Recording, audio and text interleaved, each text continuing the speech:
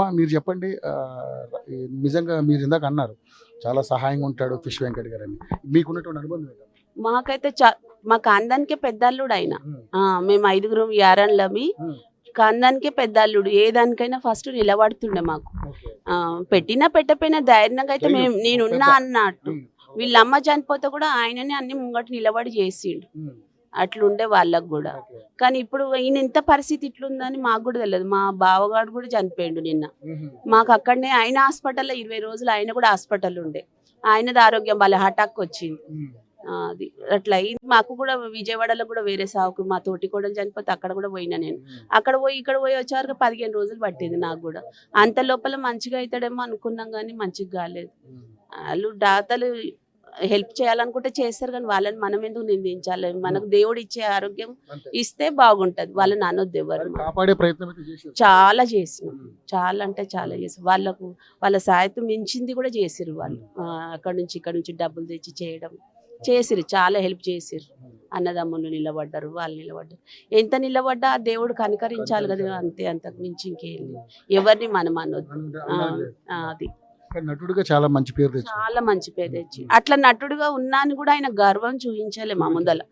అందరినీ నా పిల్లల్లాగా చూసుకుంటుండే. బామ్మారుదులనైనా ఎవరినైనా దగ్గర తీసుకుంటుండే. చాలా మంచి నేచర్ ఉండే.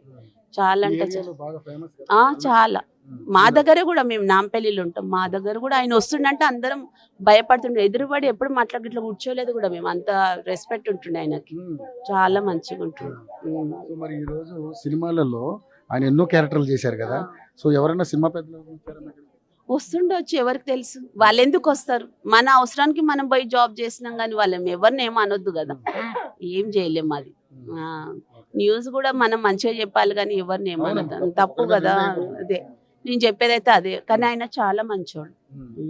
ఏ పూజలు అవుతున్నా ఎవరన్నా వచ్చి అడిగినా హెల్ప్ చేస్తుండే. చాలా మంచోడు. అదే చెప్తున్నా, మాకు పెద్దగా ఈయననే అల్లుడు. మా బావ పెద్ద ఉండే, ఈయననే మాకు అల్లుడు, ఫస్ట్ అల్లుడు. మంచి చూస్తుండే మాకు అందరికి. సినిమాలో ఆయన చూసి చాలా హ్యాపీ, చాలా అంటే చాలా గర్వపడ్డాం మేము. చాలా ఖుషి అవుతుండే మాకు. వచ్చిండంటే ఎంత మంచిగా అనిపిస్తుండే. కానీ ఎదురుబడి ఎప్పుడు మేము మాట్లాడలేదు. బామ్మార్దులు కూడా మాట్లాడలేదు ఇంతవరకు. నా పెద్ద కదా, కానీ అందరు నా పిల్లలలాగా చూసుకుంటుండే. ఉన్నా నేను ఒక ధైర్యం అని. పెట్టకపోయినా పర్వాలేదు, మనకు చూసే అంత ధైర్యం ఉండాలి. మరి అట్లుంటుంది. ఆ ధైర్యం అయితే ఉంది. ఎక్కడ పోయినా ఈయన రెస్పెక్ట్ మా కాందాల్లో చాలా మంచిగా ఉంది. నిన్న కూడా మా బావ చనిపోతే రానికి వీల్లేదు. ఈమెనే పెద్ద బిడ్డ మాకు.